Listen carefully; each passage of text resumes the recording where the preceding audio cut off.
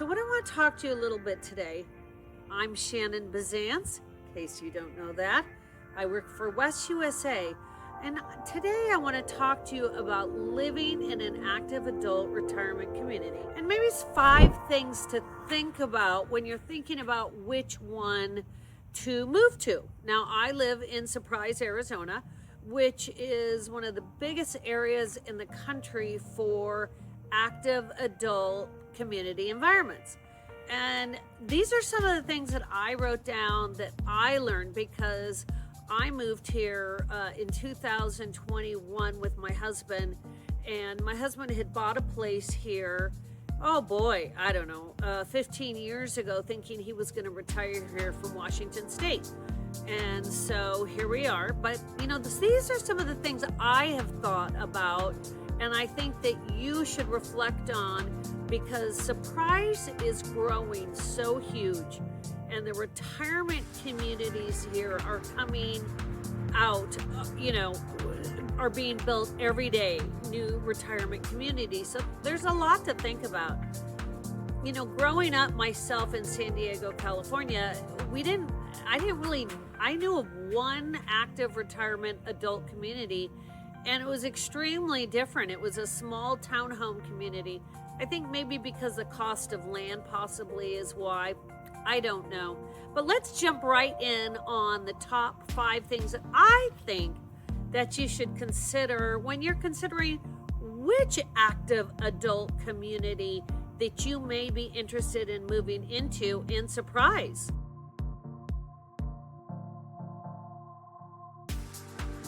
Whether it is Verrado, Trilogy, Sterling Grove, the Grand. By the way, I do live in the Grand. And the Grand, ultimately, after I've done all of my research, is really where I would want to be. And luckily enough, here I am. The first thing that I want to think about, I want you to think about is retiring isn't so much about slowing down as much as, in my mind, it's about narrowing. What do you want to do in the second half of your life? What kind of things do you want to do? And really that ultimately is going to shape where you want to be. So when you first think about moving to an active adult community, remember too, some are 45 and older, like the Grand is. The Grand has a certain percentage of homes that you can be 45 and older, and some are not.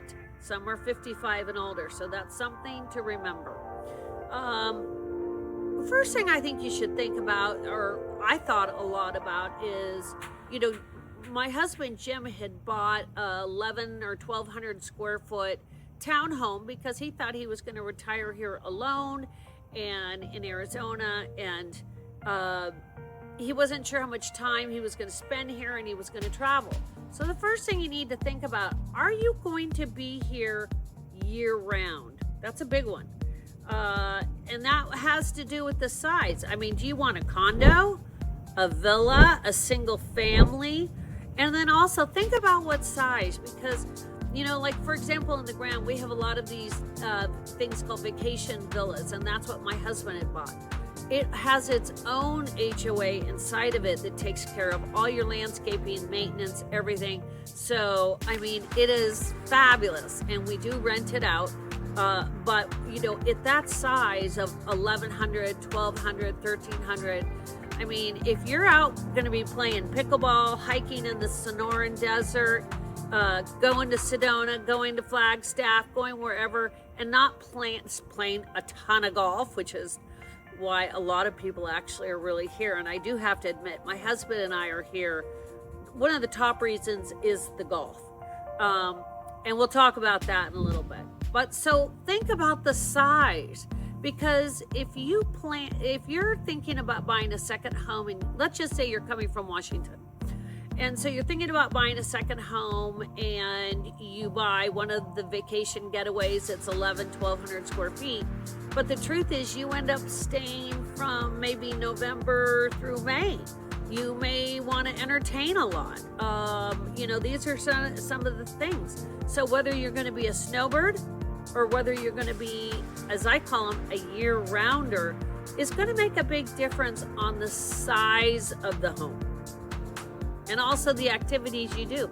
Are you going to be home a lot, or are you not going to be home? Sometimes when we find a lot of people, they're only going to be here from January 1 through April. A vacation villa is really the way to go, because at 1,200, 1,300 square feet, not a lot to clean, not a lot to take care of, more time to go out and have fun. The second thing also I want you to consider, that I really considered, was lifestyle and amenities. Each one of these active adult communities offer similar amenities and different amenities. Some are very, like, for example, the Grand is extremely pickleball oriented and extremely golf oriented. In the Grand, we own our 4 golf courses. We own them. That's a very big difference. Some of these active adult communities don't own the golf courses. And so that was a big plus for me, is that we own the golf courses and then we get preferential tee times. So as far as amenities, are you a huge pickleballer? You know, certain active adult communities have bigger pickleball facilities than others. I was showing property the other day at a very lovely community like Portobello. Does not have as many pickleball courts, and they most certainly don't have enough for large tournaments or large groups. So whereas at the Grand or Pebble Creek has got a ton of pickleball facilities. So that's something that you might want to think about. Also too, do you want to be in a really active place where everybody's running around, driving around their golf carts, going to play golf, going to Stitcher's Club, going to play mahjong? Or do you want more of a quieter community that's more nestled within nature? Because there are different retirement communities that have different environments, and that's something to really identify with. What do you want? What do you want to do? Do you like to play games? Are you, some places like hand and foot, mahjong, like I'm a big mahjong player. So I have my mahjong and then mahjong club. Something to think about. And then another thing, the amenity that a lot of people don't think about, you have a pet. I had a dog die recently. So I have one. But the dog amenities is so important to me, because we'll have another dog on the way. And you can see that I'm emotional about it. But our dog parks in the Grand are phenomenal. And there are certain other communities. Pebble Creek has a really good one too. Sterling Grove. I mean, some of these have really elaborate dog parks. And I'm talking like hosing down, benches in the shade where people can come and bring their dogs and socialize. And I even know in the Grand, there are certain times and you can get 40, 50, 60, 70 dogs in the small park. And then there's also a small park versus a large park. So that's also something to think about. The cleanliness of it. So the dog park was a big one for me. Also to lakes, ponds, water. I wanted a lot of water. And there are certain communities here that have lots of ponds around the golf courses, and there's some that aren't. But the biggest one I really want to go over with you again, and I want to emphasize this, is the golf. So many retirees move to play a lot of golf. So one of the things you really want to pay attention to when you're looking, there are certain active adult, I won't mention, that had promised a certain amount of golf courses but didn't build them. Built maybe half, and then the rest housing because the demand was so high. Things to think about. I've got to tell you once again, at the Grand, Billy Casper and Greg Nash designed 4 championship golf courses. Jim and I play a lot of golf. Jim plays a lot more than I do. And so having beautiful championship golf courses was very important to us. Not little par threes, but real golf courses where we can really feel like we're playing in the desert. My third thing to think about is location. You know, I show properties, you know, people from California, out of state. Let's just say out of state. Say, oh, well, I saw this particular development, Terra Vallis or Terra Vita or what have you, and Estrella Mountain, and I'd like to go look for a house there. Well, think about this. What do you really want to, like, where do you want to be close to? How important is it to be close to Phoenix? Or how important is it to you to be near the Grand Canyon, or near hiking, or near forest, or near Sedona? Or do you want to be close with amenities, with grocery stores and restaurants, fine dining? I know my girlfriends are all going to laugh that I said that. For me, what was important is to be, you know, within 40 minutes of downtown Phoenix, because we go to a lot of plays. Jim and I go to a lot of plays, and we go to a lot of different theater type of things. So that was important. So when there is no traffic, and we plan our days around that, you know, we're 40 minutes into downtown Phoenix. We are, that's very important. I can drive my golf cart to the grocery store. That was really important to me, that I wanted to be able to cruise around in my golf cart more than in my car. Think about that, because there are certain developments that you're not even allowed to have your own golf cart. So that is something that you should always check with the HOA, is the golf cart situation and the location with the amenities. There are many developments, I don't want to say many, but I know off the top of my head 2 or 3 right now being built west of the Grand, closer to California. But the amenities, the grocery stores, the store, I mean, just anything that you may need is 10-20 minutes away. Now in 10 years, it'll be closer, because so much growth is happening in the West Phoenix Valley. I live in Surprise, which is in the West Phoenix Valley, where close to Peoria. And then what also I like is the fact that I'm close to the stadium. So I live Jim and I live in a 45 and older, age-restricted, active adult community. But we're so close to things that we really, we have a lot of freedom to do the things that we do, the same things that we did in California and Hawaii. My fourth thing that I want to talk to you also about is the costs and the long-term fit. You know, when you're looking at one of these communities, think about the HOA. I mean, like for example, in the Grand right here, it's $1,921 a year. Well, what does that pay for? All of our incredible walking trails, all of our landscape. Now, of course, if you join a club, you may pay, I think, $50 to join the pickleball club, because there's more involved with that.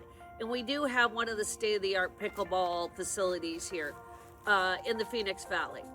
But also, too, what you might think about with the cost and the long-term fit is, this is one that I really didn't think about until recently. Like, I don't have children.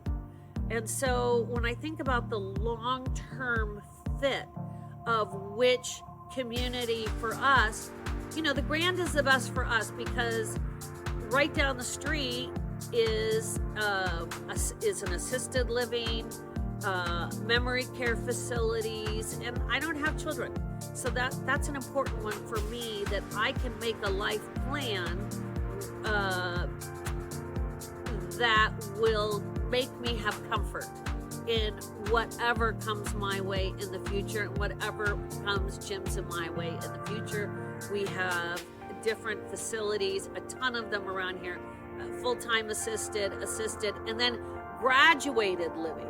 That's an important one.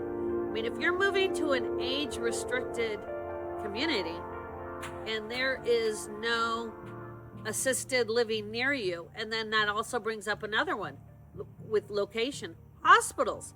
Think about the hospitals. So, I mean, from here, I can actually drive my cart to Banner West, my golf cart. I'm right across, I'm down the street. So it was very important for Jim and I to be in an area that's very rich in medical, in hospital facilities, and support for us as we age in place. And that's another one. Think about it when you're moving to an age restricted. Is it a pro-aging in place community? That's another one.